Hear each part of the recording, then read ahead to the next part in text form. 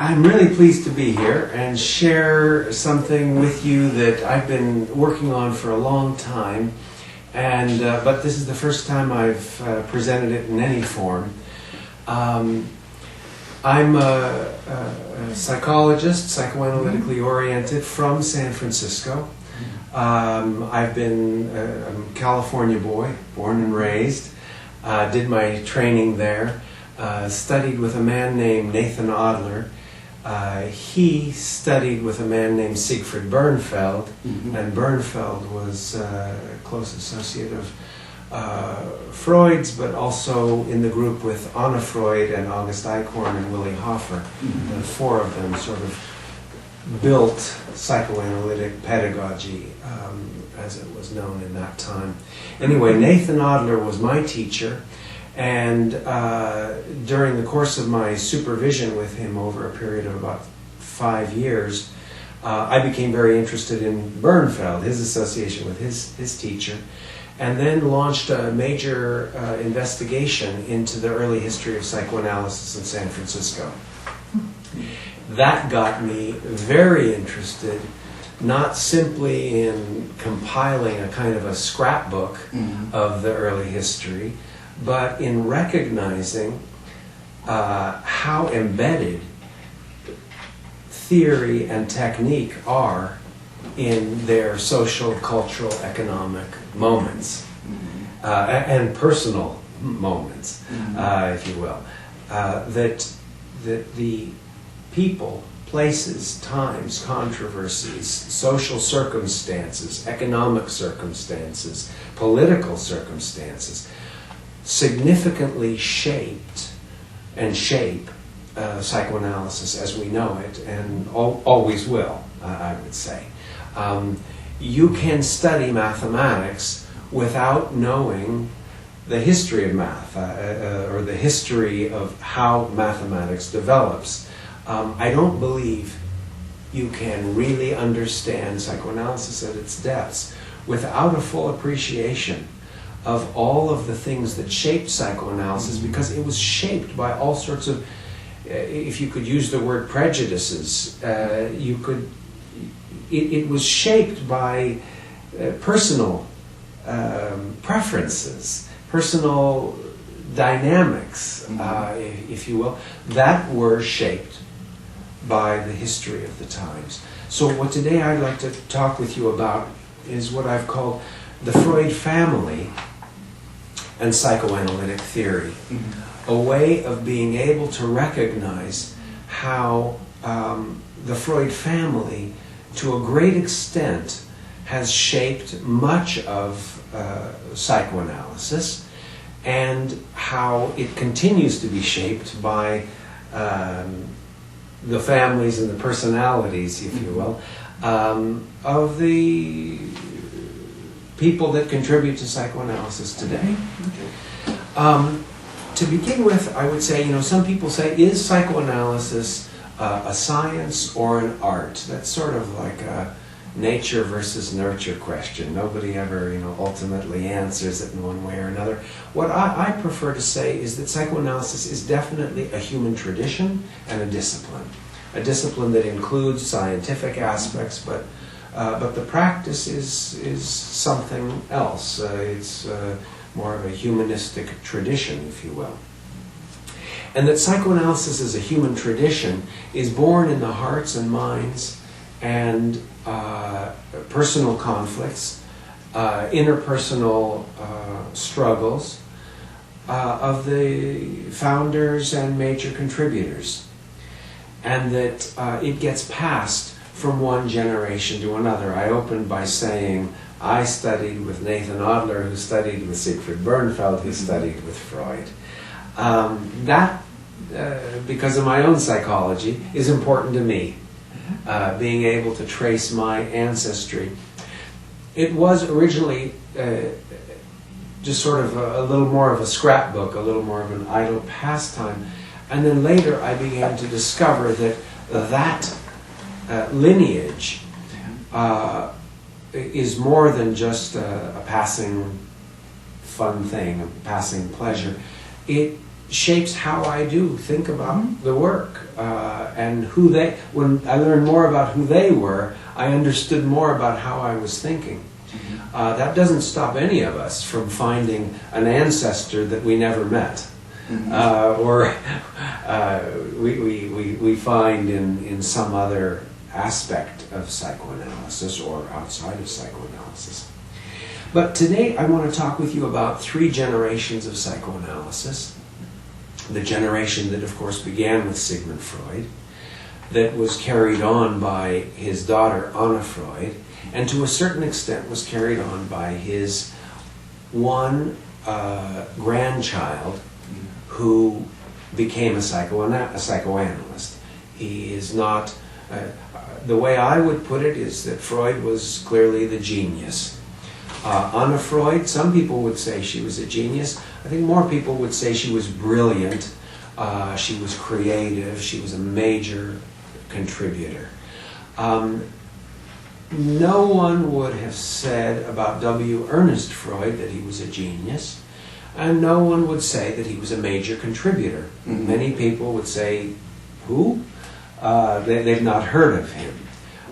But he was a psychoanalyst, and I'm going to tell you a little bit about the story of these 3 generations and their interwoven lives, and how it shaped what they got interested in and what they got into doing. And to do that, I'm going to tell you about 3 other people that a lot of people don't know about. These are extraordinarily, in my mind, extraordinarily important people in psychoanalysis that we don't know about. We don't know very much about. The first one is Julius Freud. Julius Freud was Sigmund Freud's first younger brother. And he died when Freud was almost 2, and when he was about 6 months old. And he was a very, I don't think we would have psychoanalysis today if we didn't have Julius. The next one is Sophie Freud. Sophie Freud was Anna Freud's sister. She died when Anna Freud was 18 and when Sophie was 20. And the next one is Heinrich Halberstadt Freud. Heinrich is W. Ernest's brother, who died when Ernest was 9 and when Heinrich was 4.5. So we've got 3 generations of psychoanalysts who had 3 generations of siblings who died. Now, I'm just going to put that out there and then I'm going to come back to it in a minute. We could say that psychology, or that Freud's psychology, was a psychology of the instincts. And you could easily make a case, and you could look at all of the work in relation to biology, and in relation to the instincts, and in relation to sexuality. You could say, yeah, it's a psychology of sexuality, and make a very, very strong case for that. You could also say it was a psychology of the unconscious. And you could explore dreams and cultural derivatives and myth and archaeology and anthropology and make a very, very strong case. It's sort of like you could slice the pie in different ways. You could say it was a psychology of the instincts. You could say it was a psychology of the unconscious. Today, I'd like to say Freud's psychology was a psychology of loss. It was all about loss. And it was about separation. It was about rivalry and envy, jealousy that resulted from that separation, those distinctions. It was about the unconscious separating from consciousness. It was about the ego separating from the mother. It was about defenses to maintain those separations. It was about free association as an attempt to return to what was lost or what had been separated off. It was about resistances and transference as a way to retrieve that which was lost. Freud, as I mentioned before, had this younger brother. Now, he had, his father was married 3 times. His first, Freud's father was married 3 times, and from his first wife gave him 2 boys, and then she died. And his second wife, they got married and died, and she died within, I think, probably less than a year. By the time Jacob Freud married, I've forgotten her name. I'll get it in a minute. Freud's mother, Amalia.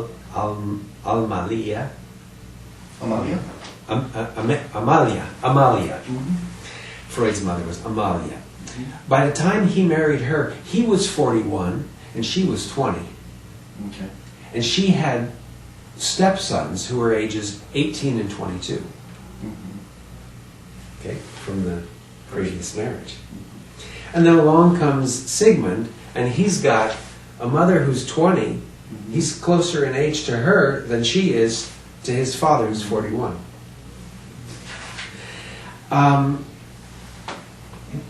That's the Oedipus complex. There you got it. There you can see it, so graphically, huh? Now he also had Freud also had a nephew who was a year older than he was. His brother, his half brother, had a son born a year before Sigmund Freud. Okay, these 2 were extraordinarily close, and they fought and they played a lot. And Freud commented in the interpretation of dreams that this relationship created the pattern of all his important relationships the rest of his life. Someone who he was very close to and fought with, often in the same person. Okay? Now,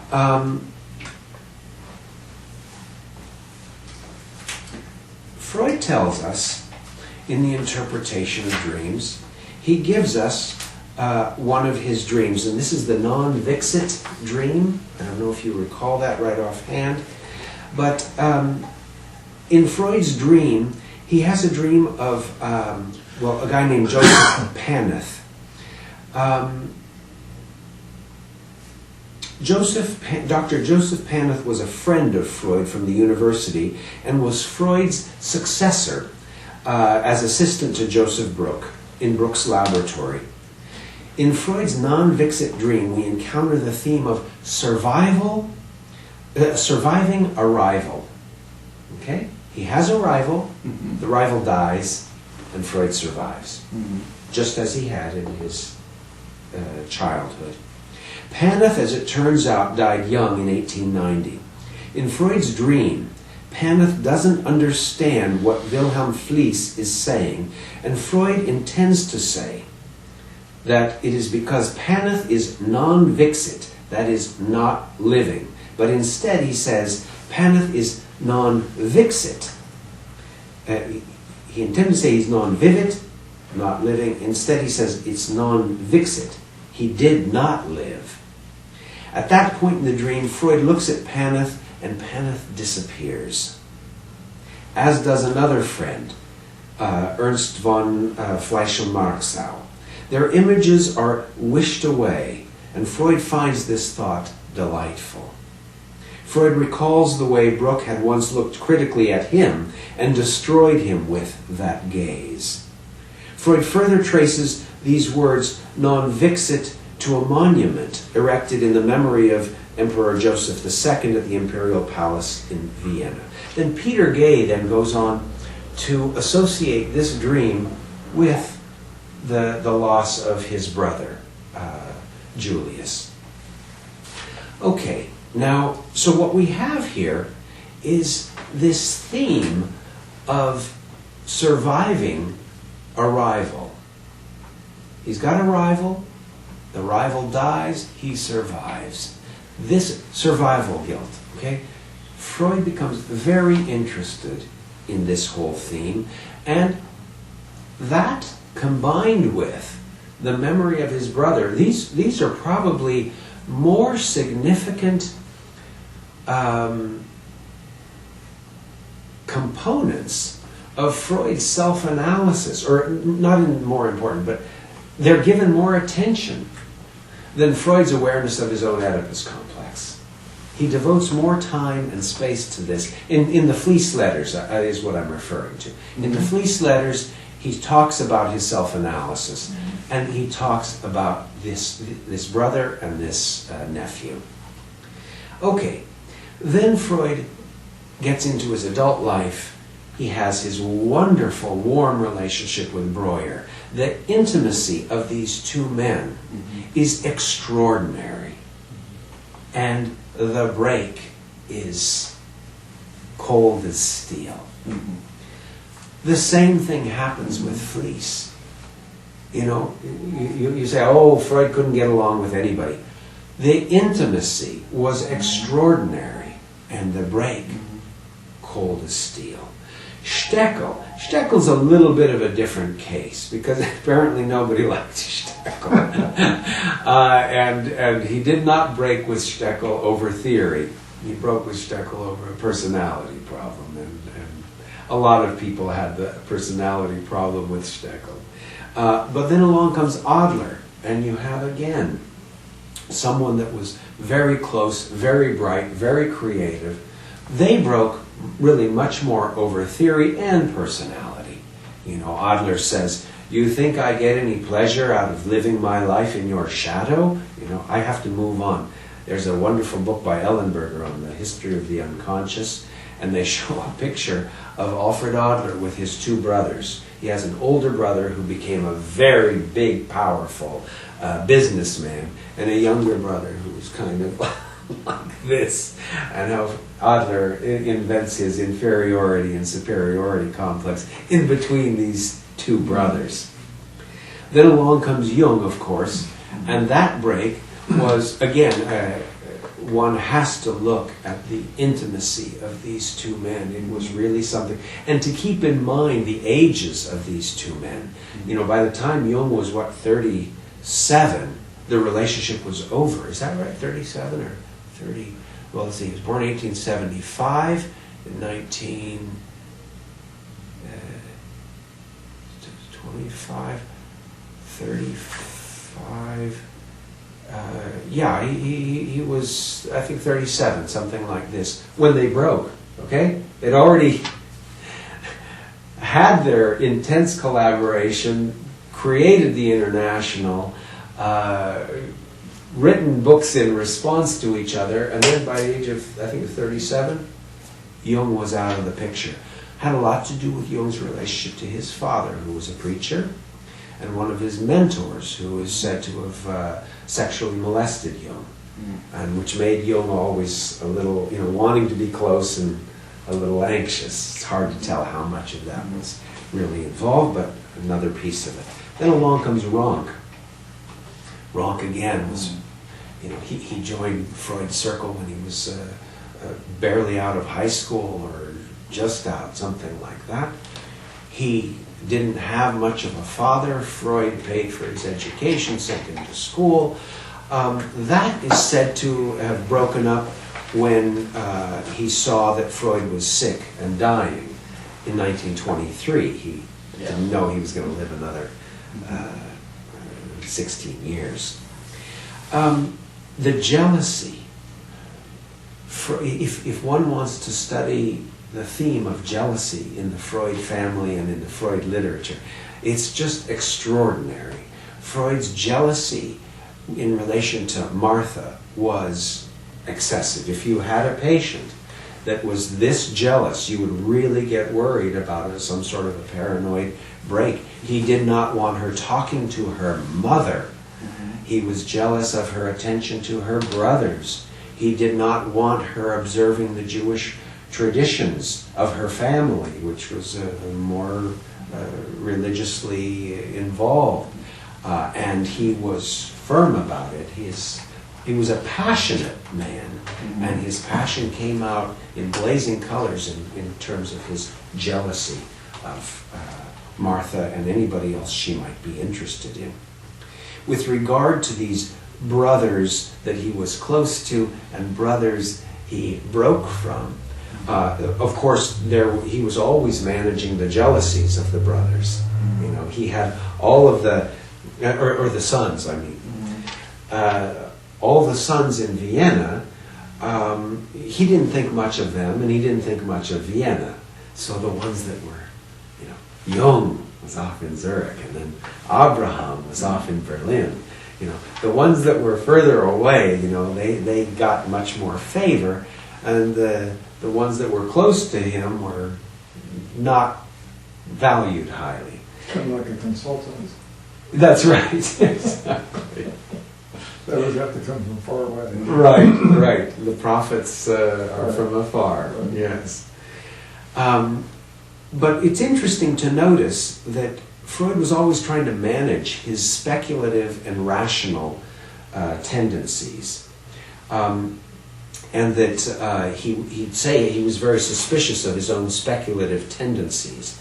But he let himself go in Totem and Taboo and in Moses and Monotheism and several other places. But he surrounded himself with people who were far more rational and analytic, and others that were far more speculative. He sort of found a nice, comfortable place in between the two. So he had on one side people like Fliess and Jung and Steckel and Grodek and Ferenczi, who were, you know, very playful, very creative people. And on the other hand, you had people like Abraham and Jones and Eidingen and Glover, and I would say Anna Freud, who sort of, you know, kept things going. You know, they were much more connected to building the theory and building the organization. Now, what I'm trying to illustrate here is that Freud's early childhood shaped a lot of his professional relationships, and it shaped where he went with his theory, as I say, in terms of separation and being able to make those separations and understand the nature of jealousy. His analyses of jealousy, and including sibling rivalry, is very, very profound. Now then along comes, he had 6 children, 3 boys and 3 girls. The first was a girl, the next 3 were the boys, and then the last 2 were the girls, and the last 2 were Sophie and Anna. Now, Sophie was born 1893 and Anna was born 1895. But Anna Freud said somewhere that Anna Freud, she said, I was a twin, competing for my father's attention with psychoanalysis, which was born in 1895 also. Okay? So she saw herself as a twin to psychoanalysis. And indeed, she was always competing with her father's attention, but even more than that, she had a particular relationship to Sophie, who was very close in age, but they were of very different temperaments. Sophie was pretty, probably prettier. She was more feminine. She was more identified with her mother.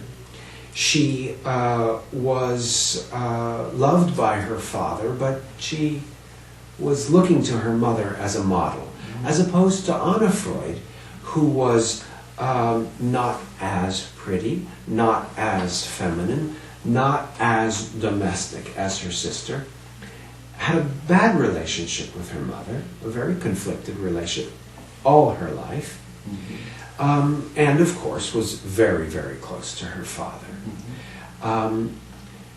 Now, there's one thing that I mentioned last night in my, I guess probably in our discussion, that in the interpretation of dreams, Freud includes not only his own dreams, many of his own dreams, but also the dreams of some of his children, including a dream of Anna Freud, in which she apparently had diarrhea, and she woke up a little bit delirious and reported a dream when she was, I think, 3 years old or 4 years old, something like that, very, very young.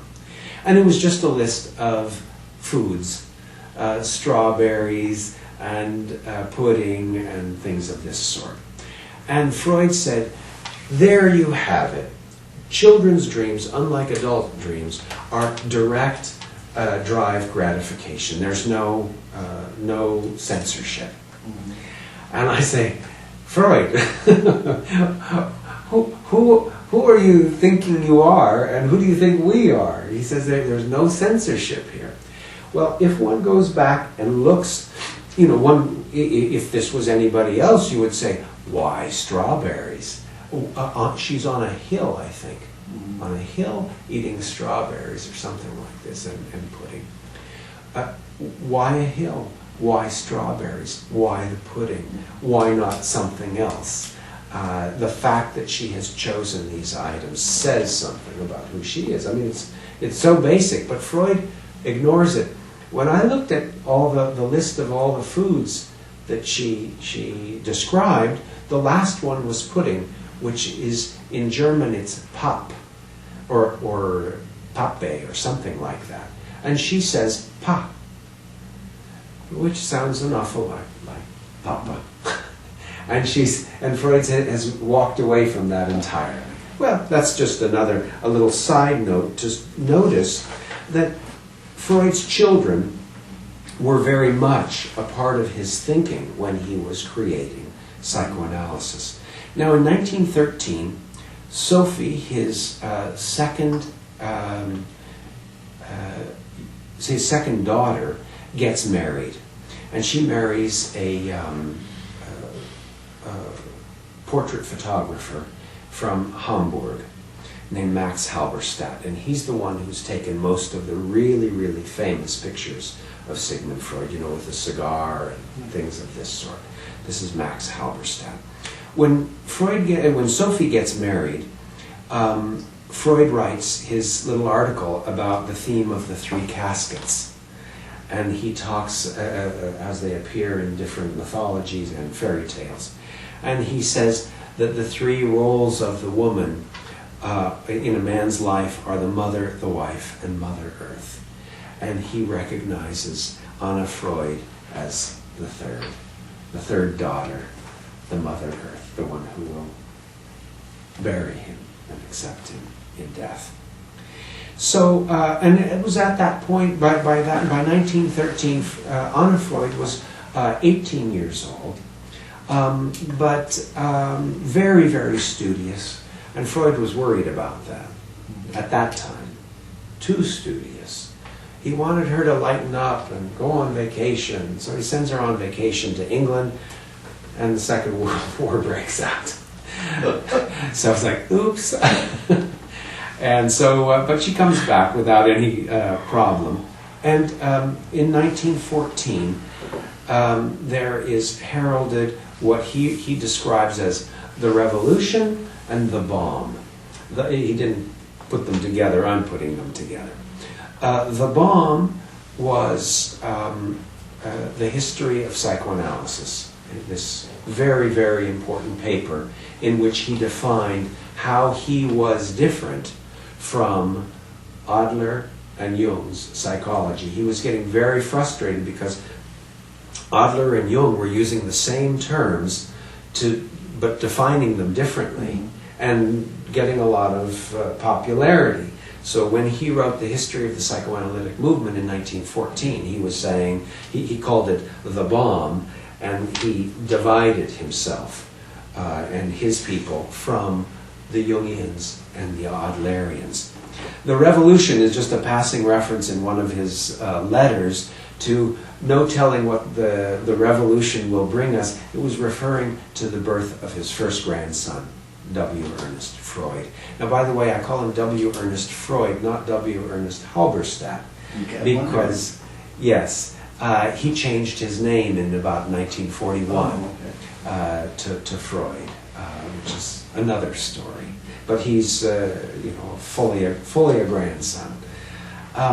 Now, when he was born, here we have the second edition of the interpretation of dreams. You just saw it a little while ago on that. And so this is, and the reason I'm a bibliophile, a psychoanalytic bibliophile. So I like these things because I feel like they sort of bring to life the themes that I'm talking about. And here we see, now of course this is in German, but here we see Anna Freud says, Anna Freud, this is when she was 3 or 4 years old, Erbier instead of Erdbier, Hockbier, Eierpeis Pap. Okay, this is her report of her dream. Okay, and so here again we see the way Freud was writing about his children's dreams, writing about his own dreams in the interpretation of dreams. Now, in 1913, the inventor of child analysis was a woman named Hermione Hoog-Helmuth, and she wrote the first book on child analysis. And that was this book right here. And this is probably a one of a kind. This is her book on, let's see, A Study of the Mental Life of the Child by Hermione Hoog-Helmuth. And this is actually signed by her. This is probably a one of a kind. But she was really the inventor of child analysis. And Anna Freud and Melanie Klein picked it up after her. There were actually some others. People like Vera Schmidt in Moscow also was very involved in that. Now, Sophie Freud used this book as something of a guide in raising her psychoanalytic son. And so what you ended up with is the first generation of children really being raised under psychoanalytic ideas, because Freud's children, came along after. They were growing up already, and were not getting the psychoanalytic treatment at home. But with W. Ernest Freud, it began with this book this was in 1913, and he was born in 1914. When he was born, Freud wrote to his friend Wilhelm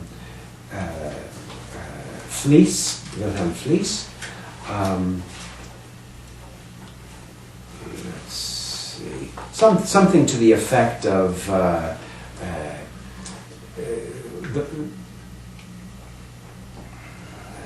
something about in awe of sexuality, the wonders of sexuality, something of this nature. He was very, very impressed by the fact that his daughter had now given birth, and this was in fact his first grandson. Now, in 1914, the war got started, and most of the psychoanalysts ended up having to go into military service. They were of an age where they were going to be called into military service, as were Freud's sons, but certainly not Freud. Under the hardships, most people, were cold, they were hungry, and most scientific and creative and cultural work just stopped. Freud burst into flames of creativity, and in the next few years wrote some extraordinarily important papers. All of his papers on metapsychology came out at this time. And he was writing, feverishly, and then he went on vacation. He says, okay, I've written 3 papers, he writes to Fliess and to Anna. Okay, I've written 3 papers, I've got some more to do, but now I'm going on vacation, I'm just going to go visit my kids, okay? So he goes to visit Sophie, and Ernst. And while he's there, Sophie goes off to the store, and when she does, Freud observes his little grandson playing with this reel and string, and you see, he couldn't possibly go on vacation. He had this mind that, more than anything, his extraordinary capacity to observe is to me what distinguishes him as a genius. He didn't see anything that we can't see today, but he named it like nobody named it before. So this was where he observed the game of Fort Da, and again came to understand something about loss, about separation, about becoming conscious as a function of losing something and creating this separation. Now, about 2 months later, he observed his first dream of Ernest, and this was recorded. Actually, the Fort Da game, most of us are familiar with this in Beyond the Pleasure Principle. But it was actually first reported in the Interpretation of Dreams in a edition, in a footnote, added in 1919. Not to the degree that it was elaborated in the Beyond the Pleasure Principle, but in 1919 he described the game to a certain extent, and also the dream. And the dream was the dream where he says, it was one night before the day on which his father was due to leave for the front. His father, Max Halberstadt, the photographer, was going back to the war front. And the child cried out, sobbing violently out of his dream, "Daddy, Daddy, baby." And Freud says this can only have meant that Daddy and baby were remaining together, whereas the tears recognized the approaching farewell. At that time, the child was already quite well able to express the concept of separation, fault, replaced by the long, and describes the whole Fort Da game there. So here he was recognizing, again, I'm impressed with how he goes on vacation, and his brilliant mind was working in such a way that it was able to see in this very common game. I mean, you see this with any child, little child throwing things to the floor. Freud was able to recognize the nature of the psychology in play. He was not a child therapist. He was not a child analyst, but he was Freud, and he could see this extraordinary thing happening. Well, now, 1917, the war's coming to an end. It still is going to go on a little while longer. And Anna Freud is now 22, and she's a teacher. And she wants to be a teacher. Well, great. The war ends, and she says, you know what? It's been fun being a teacher. I really like this. But I got this thing about psychoanalysis. And you know, Sophie and Matilda had been Freud's secretary, the oldest daughter. Then Sophie was the secretary. Now Anna was taking over as secretary. And she was fascinated with this work. She went with her father to the Budapest Congress in 1918. And at the Budapest Congress, some very interesting things happened that changed the history of psychoanalysis. Freud says, we've made great strides in psychoanalysis, our work with hysterics, but it's time to work in the clinics. It's time to work with people in lower socioeconomic groups. It's time to work with people that are psychotics. It's time to work with people who are victims of trauma, physical trauma, and severe phobias. And Anna Freud was there, her first Congress. And she grabbed onto it. At that Congress, we had Ferenczi and Simmel and Jones talking about the psychoanalysis of the war neuroses. So again, they were taking an application of psychoanalysis and they were bringing it to a non-analytic situation and finding it extraordinarily effective. What they didn't realize was that it was going to change the history, because one of the biggest, most powerful things that happened to influence psychoanalysis internationally was the effectiveness of psychoanalysis in the war neuroses, not just in the First World War, but especially in the Second World War, where all of a sudden you had Karl Menninger's brother, Bill Menninger, as the head of the medical wing of the military, or psychiatric wing of the military, and completely transformed. And at that time, the 1940s and then into the 1950s, to be a psychiatrist was to be a psychoanalyst in the United States. Okay, so then in November of 1918, Anna Freud attends her first Psychoanalytic Society meeting, and at that meeting, she meets Siegfried Bernfeld. Bernfeld was a charismatic character who was had been Martin Buber's secretary. He was a Zionist. He was a leader of the Jewish youth movement. He was very involved with adolescence and education, and he gave a talk on poetry writing in youth.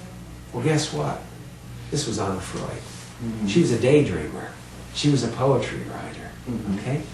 Well, the only person that I've ever heard that she ever had perhaps any kind of a love interest in was Bernfeld. Mm-hmm. And Bernfeld was not so interested in her. One has to remember that at this point, Bernfeld was a member of the society, had been for some time, and he was an old man of 26. Anna Freud was 23, having her first meeting in the society. Okay?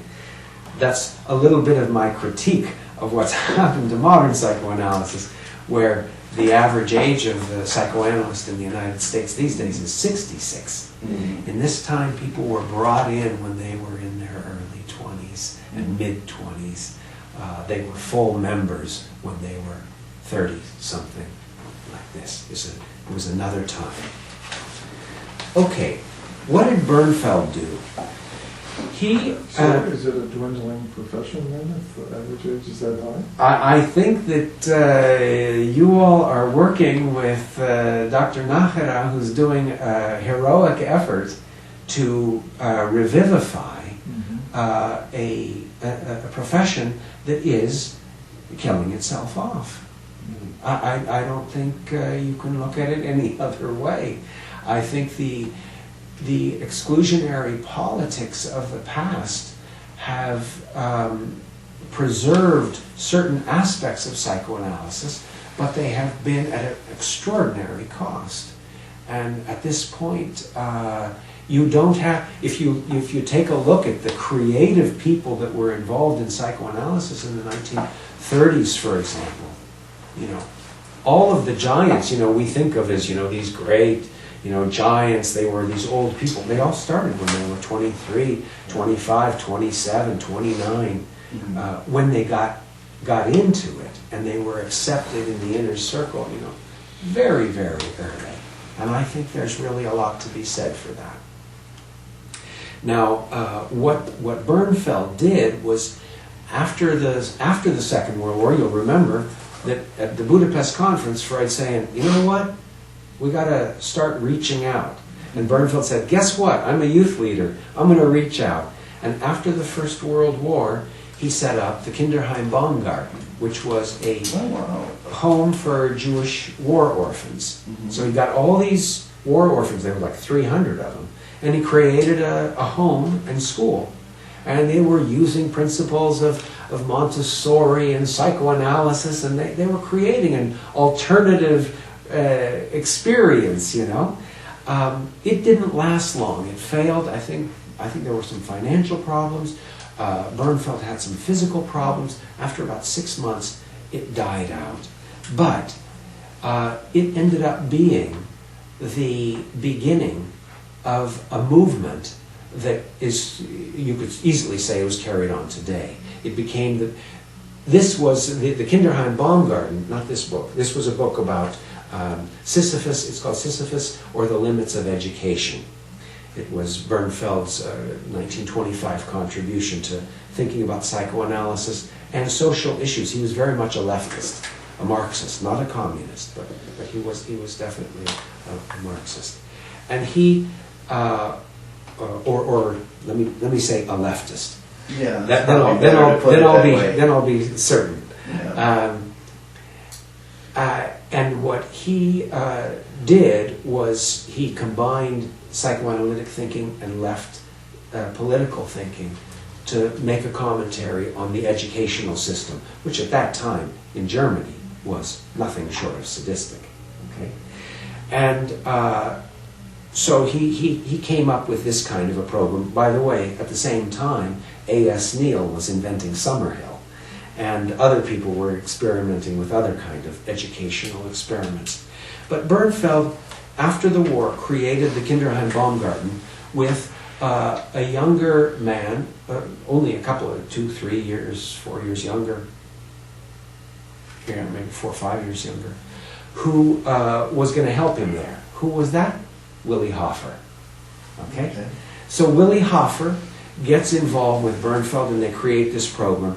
It doesn't fly, but it has an extraordinarily inspirational effect, especially on Anna Freud, who uses it to later create her Hitzing School, which was with Eva Rosenfeld and Dorothy Burlingham, later to create the Jackson Nurseries in Vienna, later, of course, to create the War Nurseries in England, and, of course, the Hampstead Clinic, which is now the Anna Freud Center today. It all started way back, I would say, in 1918 when Freud says, we've got to stretch out and do something different, and something that's more applicable to people beyond the hysterics that are coming to see us for analysis. Now, in 1919, let's see here.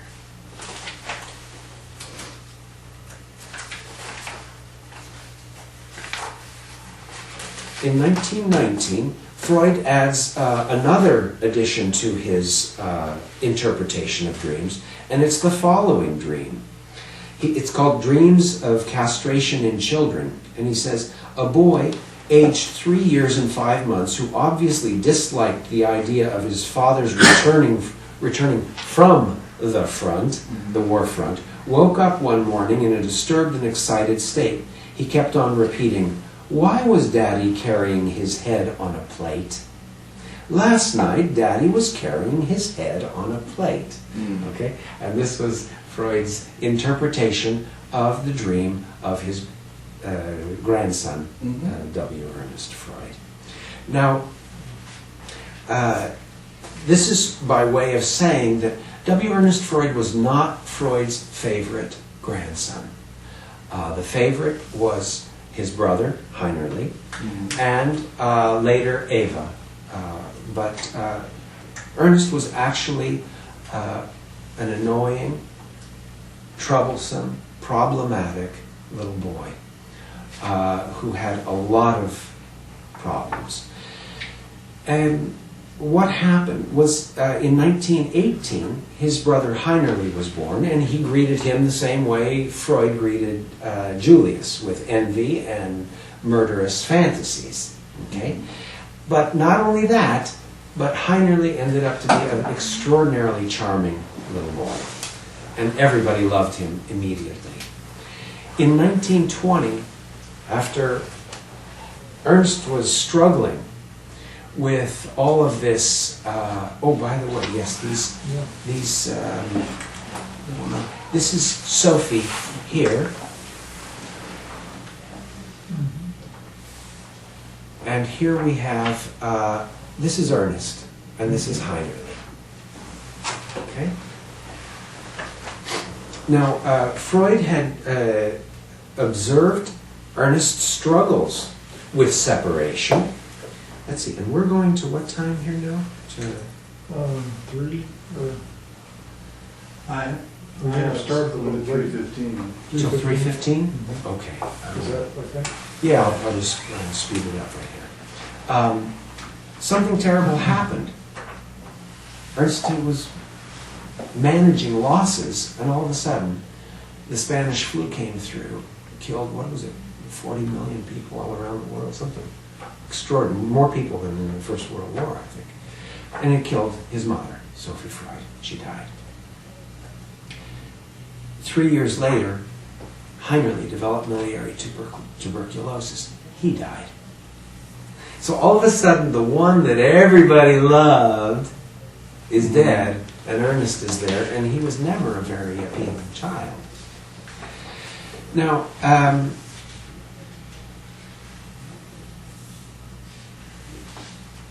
we end up seeing the way in which jealousy gets repeated over and over and over again.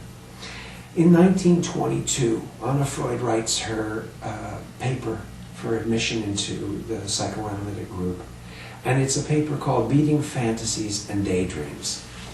And Elizabeth Young-Bruhl has made a very, very persuasive case for this case of Anna Freud's.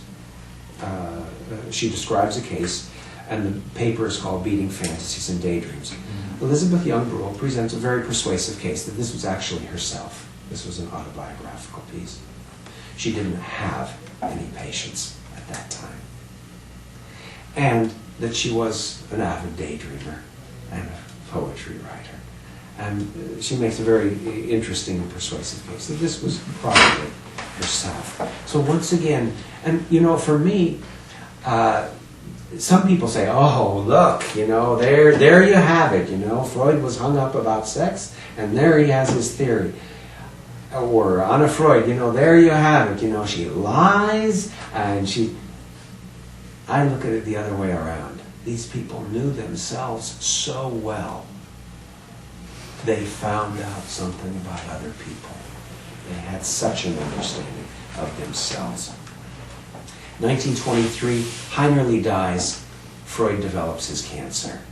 Freud was crushed by the death of Heinerli, more than by the death of his own daughter. He was overwhelmed.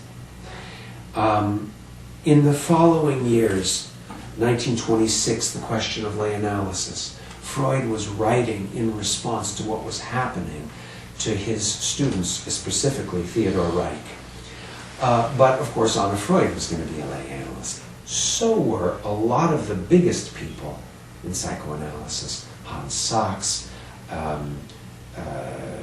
Melanie Klein, Anna Freud, Siegfried Bernfeld, later Erik Erikson. You know, some of the biggest names were going to be the lay, and with Theodor Reich, of course. And 1926, Anna Freud writes her lectures on psychoanalysis. She talks about the importance of a preparatory period. You don't just move right into analysis, like Melanie Klein would say. She says play is not free association. Melanie Klein says, yes, it is free, so it's the same. She says there's no transference there. You have to develop a relationship. You have to work with the parents. You need to create a new home environment. Well, guess what? Anna Freud's earliest patients were Heinerli and Ernest. With them, she had to play all of these roles. Now, these fundamentally basic Anna Freudian concepts that got developed and elaborated throughout, many, many decades after that, I would say not only were born in her own experience of taking care of and providing interpretations and analytic work to her two nephews that she practically adopted, but also the work of August Eichhorn, which was already on this line before Anna Freud got into it. She was so, when she read August Eichhorn, it was like, this is the guy. And you can see how his ideas, it would be interesting to see if anybody could say how their ideas were different. I think they were very, very much online, and I think Eichhorn wrote about them before she even got started. Now, what happened was Anna Freud, Burlingham, and Eva Rosenfeld set up the Hitzing School. Bernfeld, Eichhorn, Hoffer, and Anna Freud set up psychoanalytic pedagogy. And from this group, they had this group of kids in their 20s. Eric Erikson, Peter Bloss, Marianne Chris, Ernst Chris, Jean Lample de Groot, Anna Menchen, Annie Rosenberg Gatan, Angel Gatan, Marie Briel, Jenny Pollock Welder, Edith Sturba, Greta Bieber. This whole group, they were all kids. They were all kids. And they were brought in early, they were welcomed in early, and they went on to create big things. Well, guess who were students at the Hitzing School?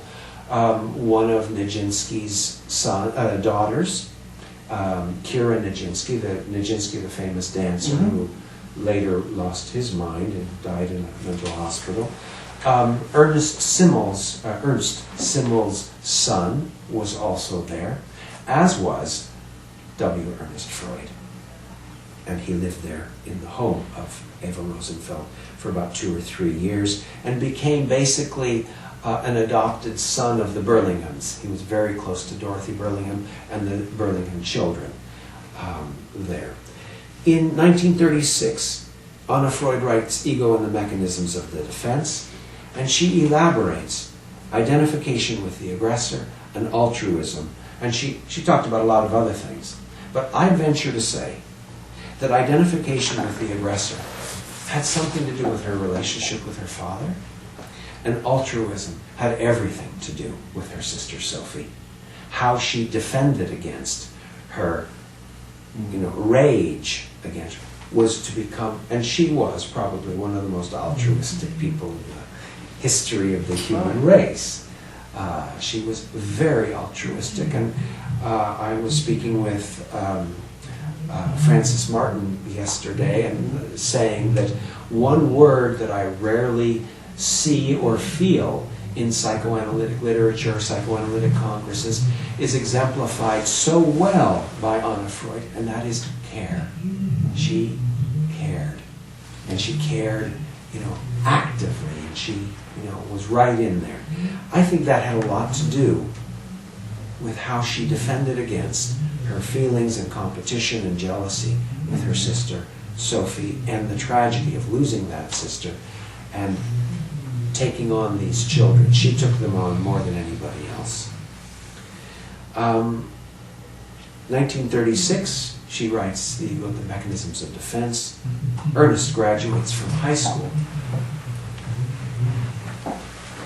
You won't be able to record.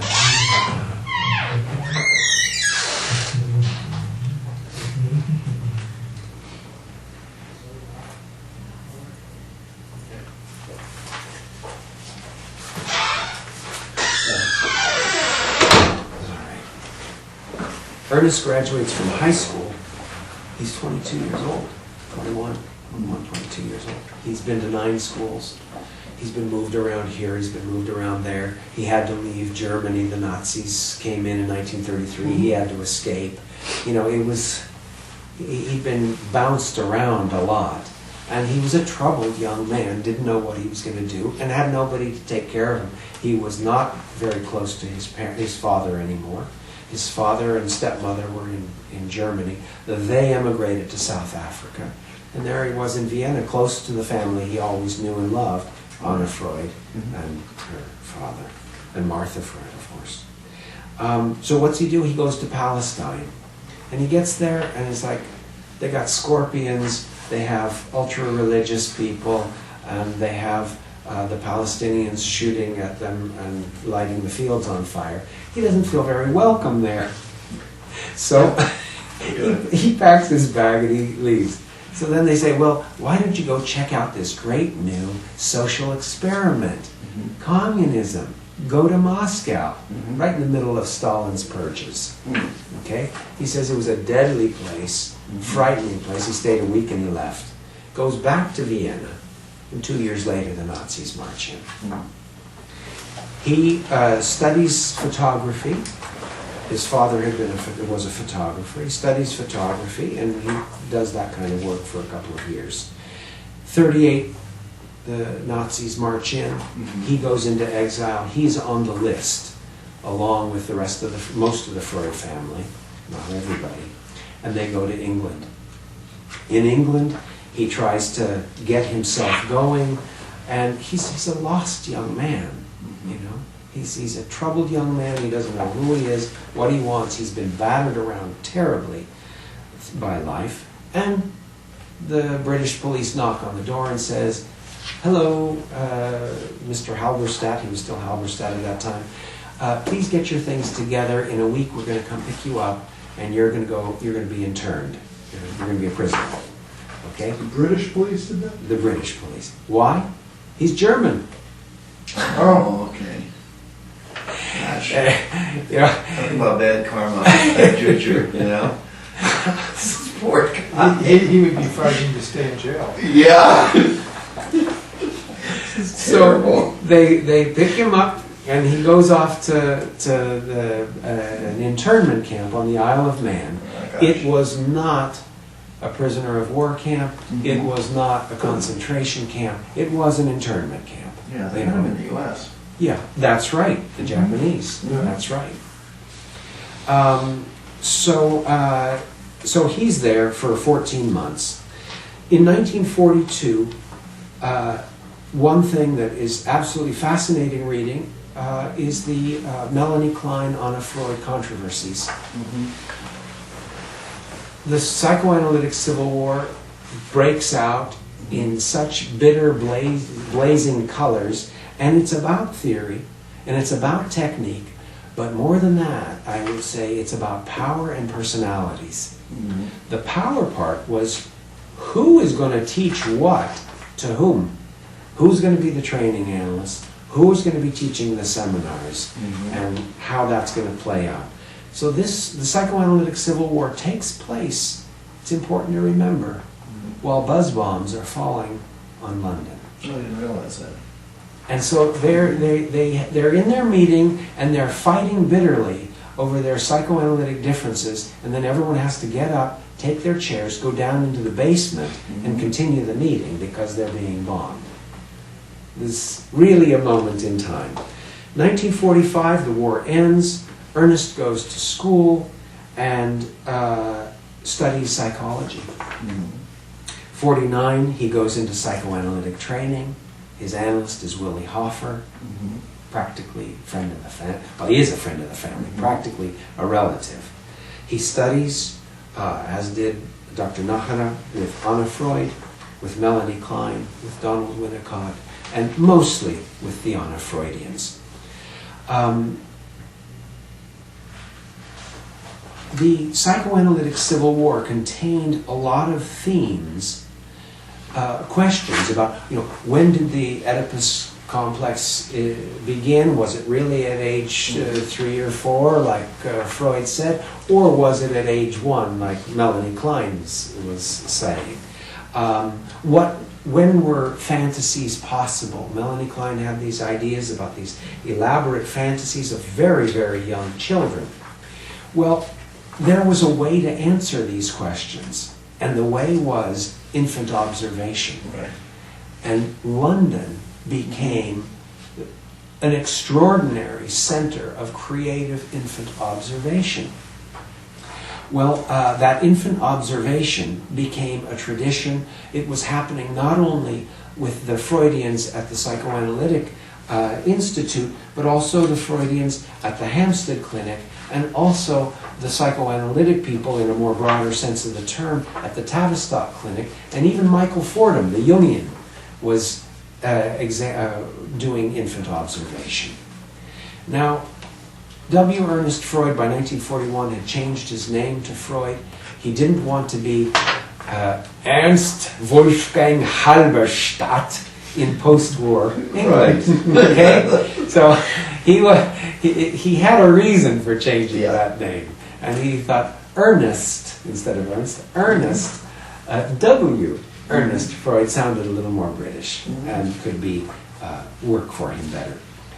He got very involved in infant observation. His teacher, Willy Hoffer, his analyst, was very involved in infant observation. His aunt was, others were. He got involved in that.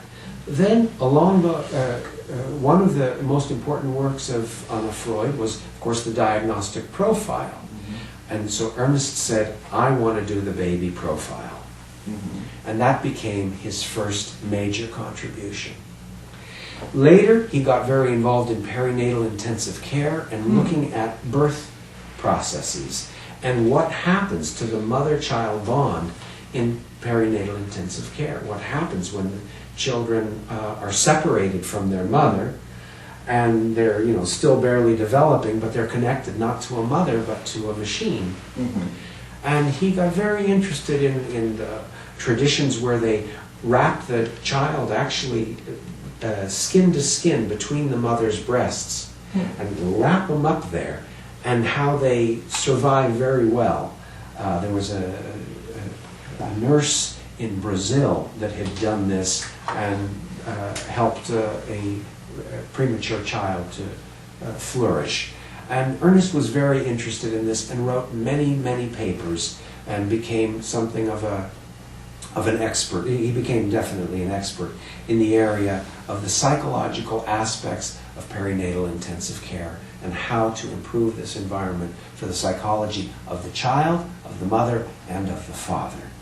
Then at one point along the line, he discovered that what he was doing there was repairing old wounds of his own separation from his mother and his effort to save his little brother.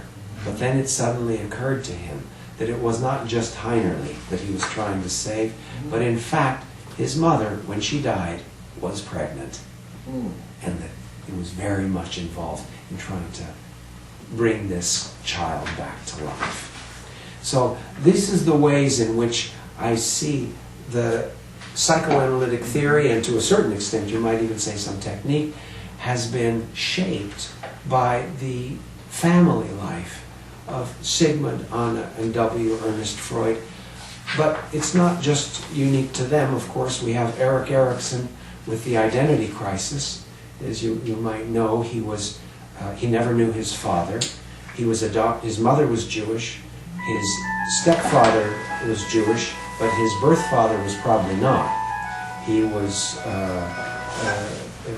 Erikson grew up being the 6'1", tall, blonde-haired, blue-eyed Jewish boy in Germany. Well, that was a hard game to play. Yeah, He met the criteria. Yeah. They called him Goy, and the other kids called him the Jew. So he goes off to Vienna as an artist, and as an artist becomes a psychoanalyst without a doctorate in anything, without a college degree in anything. He was born in Denmark, raised in Germany, trained in Vienna, married a Canadian, went to the United States, went back and forth between the East Coast and the West Coast, and it was only when he was in San Francisco in 1939 that he changed his name from Erich Homburger to Eric, the son of Eric.